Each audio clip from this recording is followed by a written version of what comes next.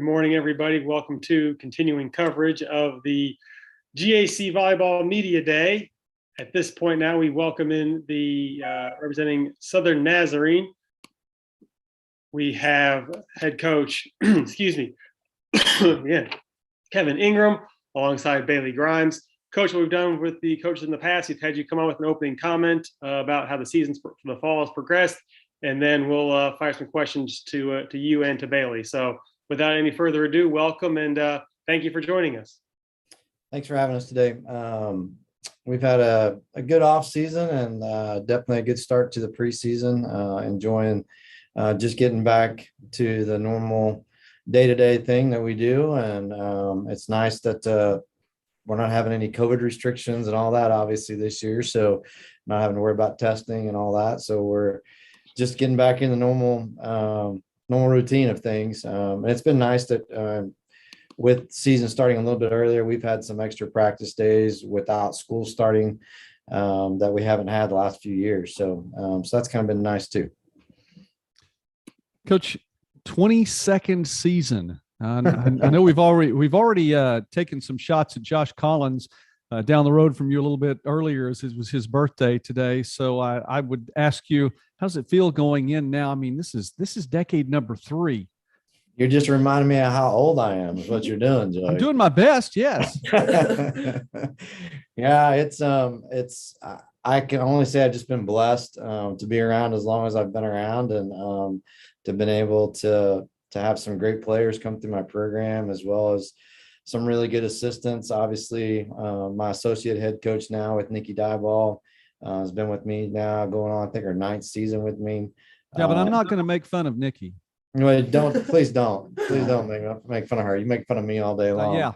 Yeah. But having some great assistants definitely allows me to continue to do something I love to do, but to also have great success at it as well. So, Coach, one other thing too, when we talk about longevity, I would like to talk about the growth of the league too, and then we'll get into, I know Crimson Storm volleyball specifically there, but you've seen it for so many years now, and been a part of some great programs, led some great programs into the conference and into the postseason with the GAC. But the parity has gone up, and the league is positioning itself even that much better in what is a brutally tough central region. Can you talk about that? You know, it is. Obviously, the league, since we started in it, I can't remember how many years ago it's been 8 or 9 years ago as well, that we started into the NCAA Division II, and then also into the GAC. But it's definitely gotten better. The parity is it's tough each and every night. There's no game you walk into and think we got this. We can just show up and we can win. We got to be playing our best ball each and every day. But it's something that we needed to do within our league too. I mean, being in one of the toughest regions in the country, if we're not tough, we're not going to go very far, even when we do get that automatic berth into it. And hopefully down the road, I know many of us would love to be getting some of those at-large bids, or at least be in the conversation for some of those. And ever since we've been in the GAC, there hasn't been much of that. And so that's something that I think all of us are striving as coaches to make our league as good as possible. And there's been a lot of coaches that have really stepped up over the years. And there are some coaches that have been around for a while too. And I think that longevity helps in that as well. As you start to be there for a while, you can kind of build a program and shape your program and start having the success a lot of us have had. So, Coach, you have had a lot of success in recent years. Last year, 5-11 in league play, did make the conference tournament there. What are you looking for? How are you taking some steps to improve on what last season was, picked 7th in the preseason poll this year? You know, the last couple of years, I would say a lot of it has just attributed to just being young. When you have a program that goes you're always going to have ups and downs, years where you've got older players and a lot of young ones coming in potentially. I mean, we've always had a lot of players coming in, but to have some older, the majority of our lineup is older and has some experience now. That's going to be the biggest asset for us, just to have some of that knowledge and experience behind what we're doing. They know the expectation. They know what we're hoping to accomplish, and they know what it takes to accomplish those things as well. Obviously COVID was some weird years in there, and it wasn't just 1 year. It was, I mean, the accumulation of almost 2 or 3 years, and everything that we went through there. And so we just happened to be a program that went through a lot of major injuries during that time as well. And so knock on wood, we're a lot healthier right now than we've been. Some of that also kind of extended some seasons with some of our players. And so that's given once again, some of those older players that are going to continue to be on the floor for us another year or two will definitely help in some of the things we're trying to accomplish. But we're looking forward to it. I like the group. I like how we've just attacked this preseason, and excited about what we possibly can do this year. Bailey, I will. I'll tease Coach, and I might make an old joke there. I'm not going to say anything about Nikki at all. But in the same light, I won't use an old joke with you. But you are one of those players that is now an upperclassman. Does that sound a little bit better? Talk about your role then with the Crimson Storm as an upperclassman now. I like the term upperclassman more than old, so we'll stick with that one. She's getting old. Come on, you can say it. Being an upperclassman definitely is like super exciting this year.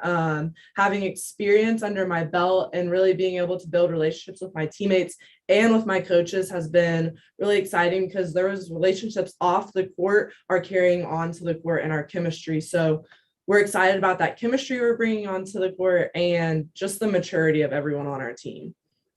Go ahead and take that a little bit further. You guys have some maturity. You all have seen GAC competition now and been a part of it for a little while. What do you enjoy about the league?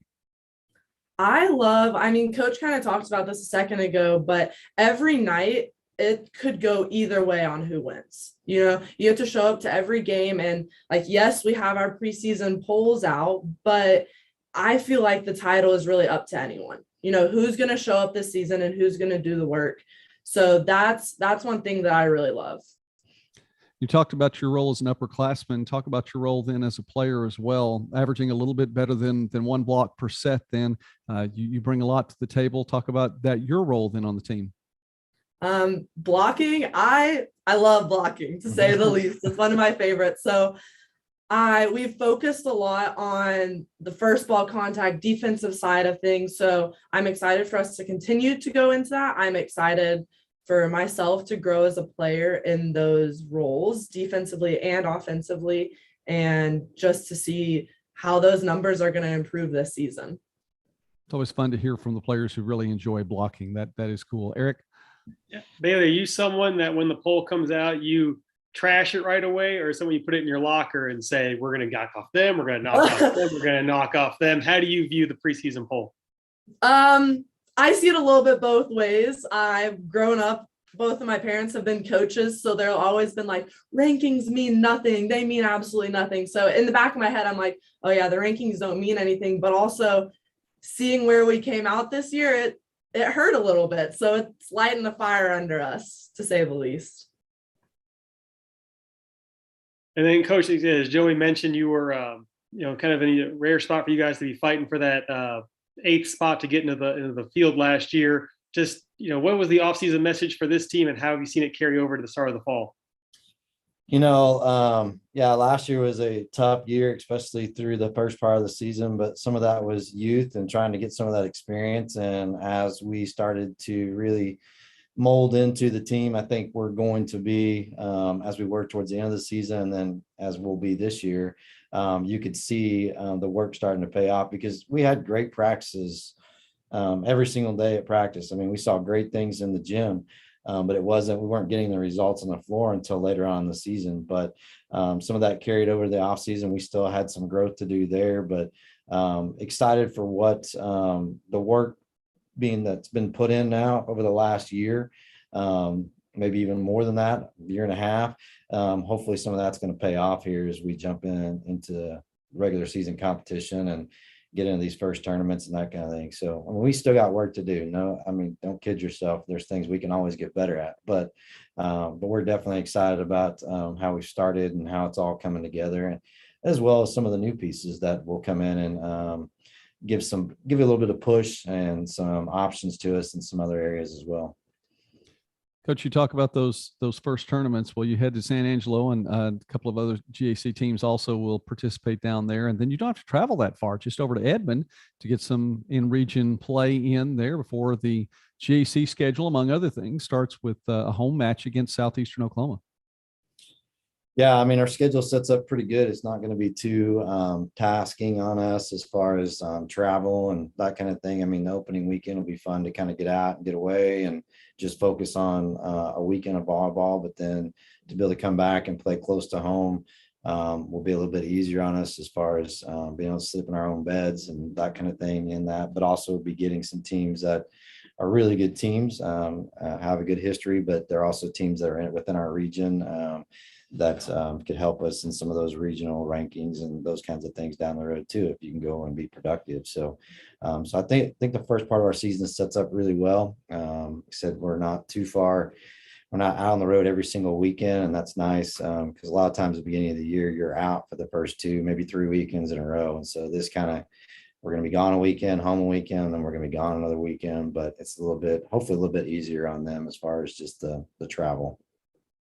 Well, Bailey, one of the questions I've enjoyed asking the student athletes as you guys have been going through your preseason training is, what drill are you sick of and ready to get into the regular routine of practice? And just if you could describe what that drill is so we can get a better understanding of what it is.